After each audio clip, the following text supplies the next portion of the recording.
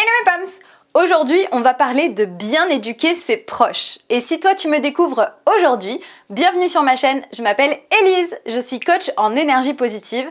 En 2 mots, j'aide les femmes hypersensibles à prendre confiance en elles et à se sentir pleinement heureuses, même si elles ont déjà tout essayé. Dès qu'on parle d'éducation, on pense tout de suite à est-ce que j'éduque bien mes enfants à l'éducation scolaire? Sauf que aujourd'hui, c'est extrêmement important de se rappeler que l'éducation, c'est donner à autrui le savoir-faire, le savoir-être, les compétences, les informations qui permettent d'évoluer dans un environnement. Et tu sais déjà quelles sont les conséquences d'une mauvaise éducation. Ça, on en voit partout. On a vu des milliers d'émissions de télé faites sur qu'est-ce qui se passe quand l'éducation, la communication est rompue.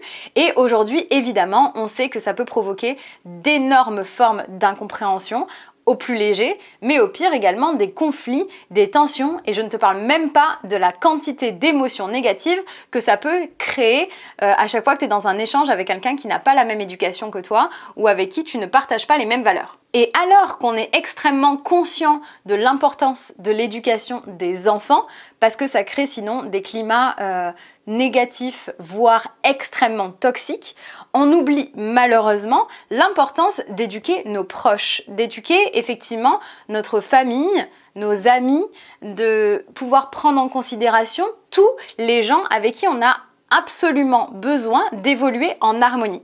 Quand je pense à ça, je pense notamment donc à tes parents, à ton conjoint, à tes amis, mais aussi à tes collègues de boulot ou même à ton boss. Et pour qu'on parle bien de la même chose, ici dans cette vidéo, j'emploie le terme éducation dans le sens le bagage minimum ou nécessaire pour quelqu'un qui permettrait d'évoluer dans un environnement. Donc par exemple, si je prends l'exemple des enfants, quand tu éduques ton enfant, tu lui donnes les informations nécessaires pour pouvoir évoluer dans notre société. D'ailleurs, c'est pour ça que l'éducation est différente en France ou dans d'autres pays, puisque l'objectif, c'est donner les clés pour bien évoluer dans la société dans laquelle tu vas grandir. Donc forcément, selon les pays, ça varie, selon les cultures, les religions, l'éducation n'est pas la même, les clés, les informations et les fonctionnements ne sont pas les mêmes.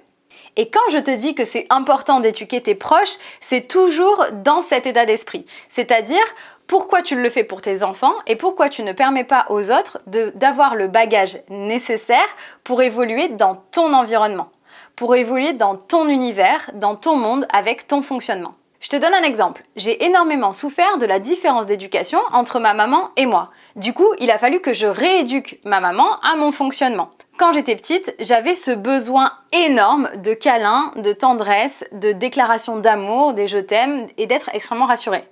Spoiler alerte, je pense que c'est toujours autant le cas. Sauf que ma maman, personne ne lui avait appris à faire ça. Dans son fonctionnement familial, c'était quelque chose qui ne se faisait pas du tout.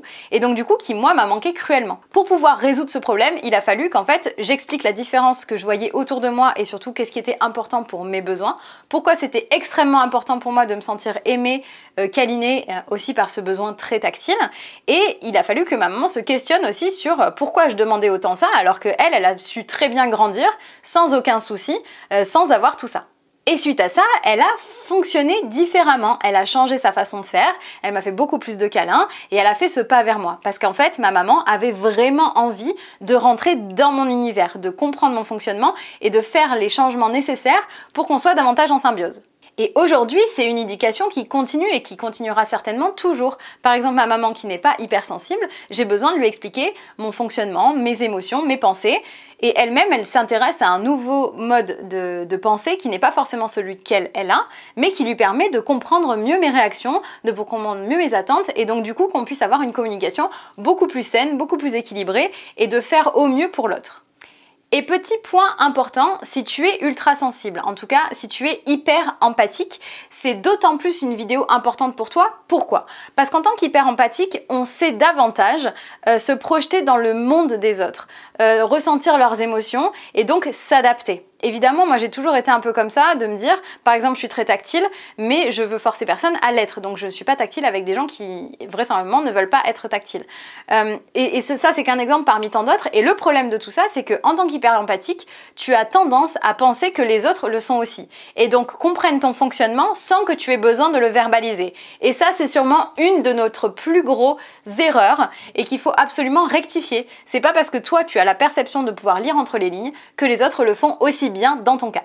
Alors imagine ce que ça pourrait changer pour toi si tu réussissais à bien éduquer tes proches, si tu pouvais enfin échanger avec ta famille, avec ton conjoint, avec tes collègues et qu'ils puissent vraiment se dire qu'ils comprennent ton univers et ton fonctionnement. Repense à cette sensation de bien-être, de pouvoir oser être soi-même sans crainte. Et c'est exactement ce que ressentait une de mes coachées, ça l'a pesé énormément et en plus le problème c'est que ça crée énormément de colère et un très grand sentiment d'injustice. En travaillant sur sa confiance en soi, elle a réussi progressivement à s'assumer, à s'aimer, mais surtout à bien mieux communiquer son mode d'emploi à sa famille, qui a radicalement changé son mode de communication avec elle. Aujourd'hui, avant d'imposer sa vision des choses, sa famille va prendre le temps notamment de s'interroger sur comment elle fonctionne, est-ce que ça lui convient, et elle-même elle est beaucoup plus apaisée, elle va davantage dire là non, ça oui, ça je t'explique pourquoi ça me convient ou ça me convient pas, et ça change complètement son bien-être, son état de bien-être, et en plus forcément ça enrichit davantage sa confiance en elle et ça fait remonter en même temps son estime d'elle. Ce mécanisme a créé un cercle vertueux puisqu'à chaque fois qu'elle a pris confiance en elle, elle a mieux communiqué avec ses proches. De mieux communiquer avec ses proches, ça l'aide à prendre confiance en elle. Et tout ça, ça s'auto-alimente pour continuer à progresser et enrichir son bien-être. Si toi aussi tu sens que tu aurais ce besoin de mieux éduquer tes proches et de pouvoir prendre confiance en toi, c'est exactement ce que je traite en coaching avec mes clientes. Si ça t'intéresse, n'hésite pas à cliquer sur le lien dans ma bio pour en savoir plus et connaître le prix. Ensemble, on va pouvoir avancer petit pas par petit pas, mais toujours en faisant le plein d'énergie positive et en se faisant plaisir. Et si cette vidéo t'a plu, n'hésite pas à la partager à toutes celles et ceux qui auraient besoin de davantage éduquer leurs proches et surtout à se faire davantage confiance. Pense aussi à la liker et à t'abonner à ma chaîne YouTube. Quant à moi, je vous retrouve très bientôt pour de nouvelles vidéos et en attendant, Femme Kiss!